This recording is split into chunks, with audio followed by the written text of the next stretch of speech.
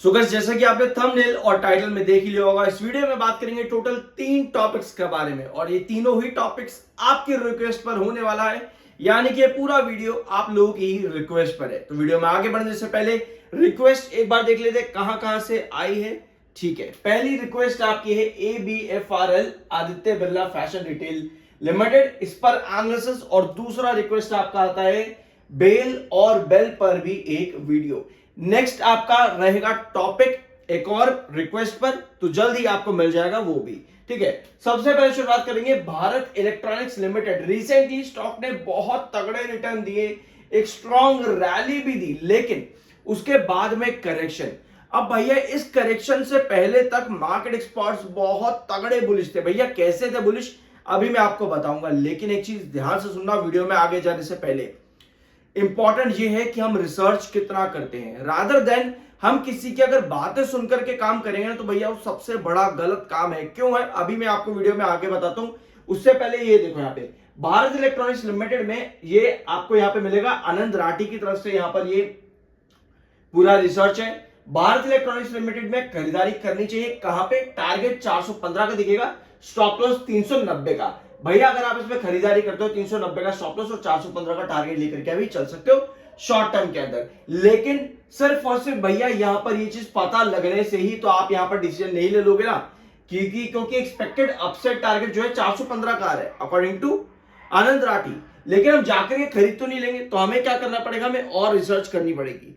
अगला आता है आपका बेल, यानी कि भारत हेवी इलेक्ट्रॉनिक्स। इसमें आपको क्या देखने को मिल रहा है, bell is encountering strong resistance at 260 और 265, 260 से 265 स्ट्रॉन्ग रेजिस्टेंस एनकाउंटर यहां पर हो रहा है, which coincides with its previous historical top. यानी कि इसका पुराना रेजिस्टेंस टॉप पैटर्न भी ये स्टॉक कर रहा है बेल के अंदर। तो आपको देखना होगा भैया 260 और 265 ये कौन सा पैटर्न क्रिएट कर रहा है पास्ट पैटर्न के अकॉर्डिंग, जहां पे ऑलरेडी इसका टॉप है। यानी कि दो टॉप आपके पास आ चुके हैं। क्या डबल टॉप पैटर्न बना रहा है, यहाँ पर साइडवेज पैटर्न के अंदर डाउन ट्रेंड आ रहा है, यहाँ पर अपवर्ड वेजेस पैटर्न के बाद एक डाउन ट्रेंड आ रहा है। तो ये चीजें हमको देखनी पड़ेगी चार्ट पैटर्न पे कि 260 और 265 बेल में कहां पर एक्टिव है। तो इनका अकॉर्डिंग यहाँ पर अभी रेजिस्टेंस जोन में, तो थोड़ा सा दूर रहने में भलाई होगी, प्रॉफिट बुकिंग करने में ज्यादा बेटर यहाँ पर ऑप्शन नजर आता है। ठीक है, तो अब आते हैं आपके प्रॉपर बेल के बारे में। भारत इलेक्ट्रॉनिक्स लिमिटेड नीचे आएंगे और यहां पर देखेंगे मार्केट एक्सपर्ट्स भैया कितना ज्यादा बुलिश थे। देखो कभी भी कोई स्टॉक रन पर होता है ना, तो मार्केट एक्सपर्ट्स भी बुलिश होते हैं। आपको कई सारे सोशल मीडिया पर भी बहुत से वीडियोस देखोगे, आर्टिकल्स देखोगे, वो भी बहुत बुलिश दिखेंगे। लेकिन हमेशा प्रॉपर रिसर्च करो। जून 25 को यहां पर 405 रुपए के प्राइस के पास बाय की रेटिंग मिली थी, टारगेट मिला था 500 रुपए का, लेकिन भैया दूर दूर तक वो अचीव नहीं हुआ। इसके बाद आते हैं शेर खान ने भी 18 जून को बाय की रेटिंग दी 400 रुपए के लेवल्स के पास, 445 का टारगेट दिया, देखना जाकर के अचीव हुआ है या नहीं हुआ है। 441 का टारगेट 3 जून को जियोजेट फाइनेंशियल बाय की रेटिंग 385 के लेवल के साथ में। ठीक है, तो ये कुछ टारगेट्स थे 500 के टारगेट, और ये कुछ टारगेट्स अभी अचीव नहीं हुए हैं। ऑल्दो मार्केट एक्सपर्ट्स की 405 पर बाय की रेटिंग थी, बट वो चीजें अभी भी देखने को नहीं मिली है। ठीक है, अब आगे आते हैं और कंपनी के नंबर्स कब आने वाले क्वार्टर 1 के। 28 जुलाई को कंपनी के क्वार्टर 1 के नंबर आएंगे। लेकिन भारत इलेक्ट्रॉनिक्स लिमिटेड क्वार्टर 1 में यानी कि जून के क्वार्टर में कैसा परफॉर्म करता है, एक बार उसे समझ लेते हैं। पहले यहां पर आओ, ये है इसका मार्केट कैप। मार्केट कैप आपको दिख रहा है भैया 2,91,295 करोड़ का। तो भैया मार्केट कैप ने तो अलग ही तबाही मचा रखी है। लेकिन ये मार्केट कैप आप देखोगे कि जो अभी स्टॉक ने रिसेंट हाई लगाया वहां से लगातार गिरता चला है मार्केट कैप। क्या रिटेल इन्वेस्टर्स एग्जिट करा या फिर लार्ज एंटिटीज जो आपकी शॉर्ट टर्म के लिए आते हैं उन्होंने एग्जिट करा? ये दो सवाल आते हैं जब भी कोई कंपनी का मार्केट कैप इस तरह से भाग रहा होता है, और फिर गिरावट आने के साथ मार्केट कैप के अंदर भी गिरावट आती है। अदरवाइज ये मार्केट कैप लगभग 3 लाख करोड़ के आसपास था, तो अब यहां पर गिरावट आई है, तो भैया सेलिंग हुई है। अब हम कहते हैं कि भैया किसी ने बेचा है तो किसी ने खरीदा भी होगा। तो भैया देखो ये मार्केट कैप गिरा है, मतलब कि भैया बिकवाली ज्यादा है और लार्ज एंटिटीज की बिकवाली ज्यादा है।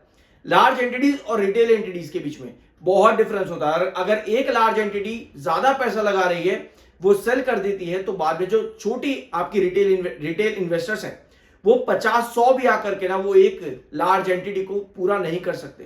ये बहुत छोटी बात है बट शायद समझनी बहुत मुश्किल है।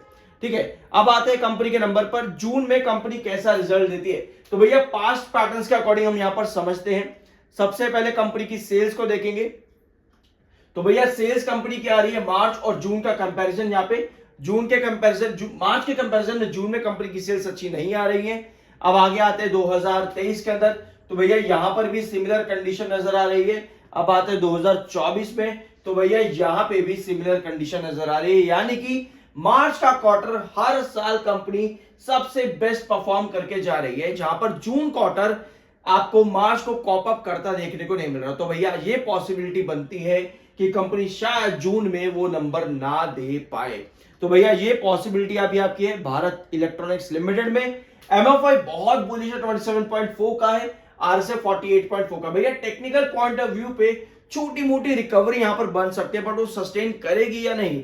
आपने देखा जो ओपनिंग सेशन में अच्छी रिकवरी थी, बट ये रिकवरी सस्टेन करेगी या नहीं करेगी वो बताएगा आपको मार्केट, और साथ में कंपनी के अंदर क्या वॉल्यूम और डिलीवरी परसेंटेज आ रहा है, वो बहुत जरूरी चीजें हैं। ठीक है, तो आई होप कि ये चीजें आपको यहां पर समझ में आ चुकी होंगी।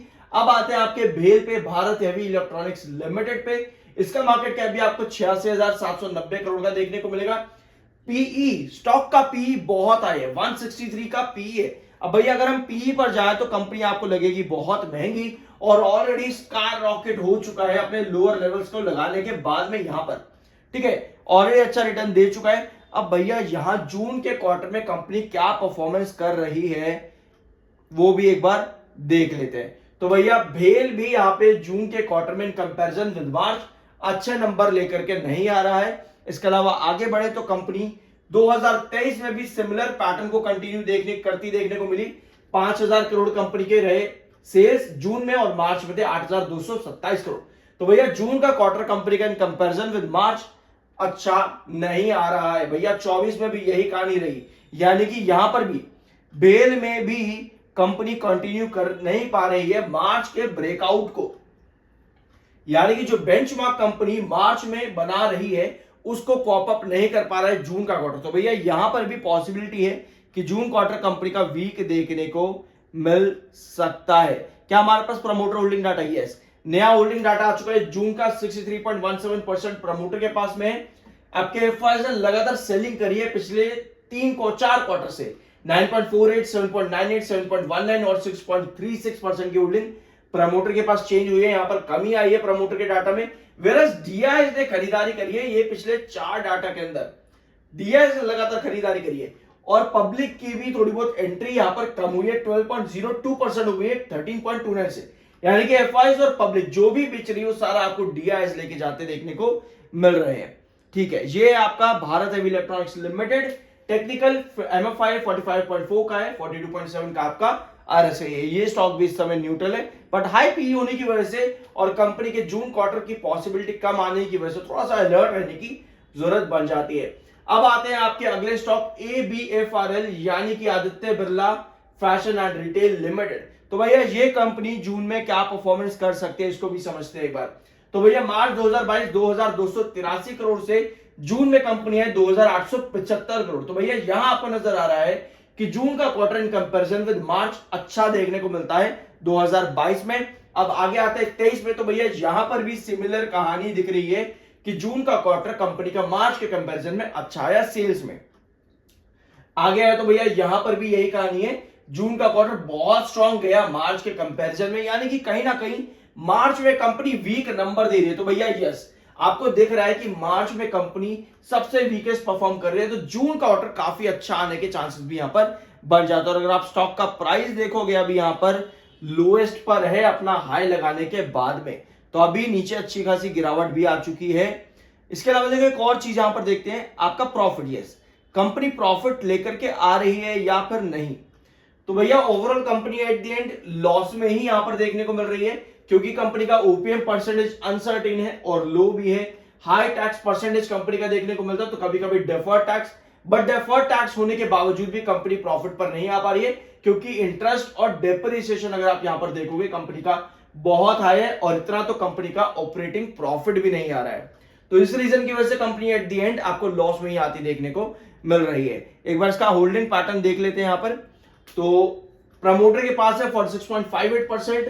एफआईज ने सेलिंग करी है पिछले क्वार्टर के कंपैरिजन में 17.63% की होल्डिंग एफआईज के पास है। डीआईज ने भी सेलिंग करी है 12.14% और पब्लिक सारा माल खरीदती देखने को मिली है 23.29% के साथ में।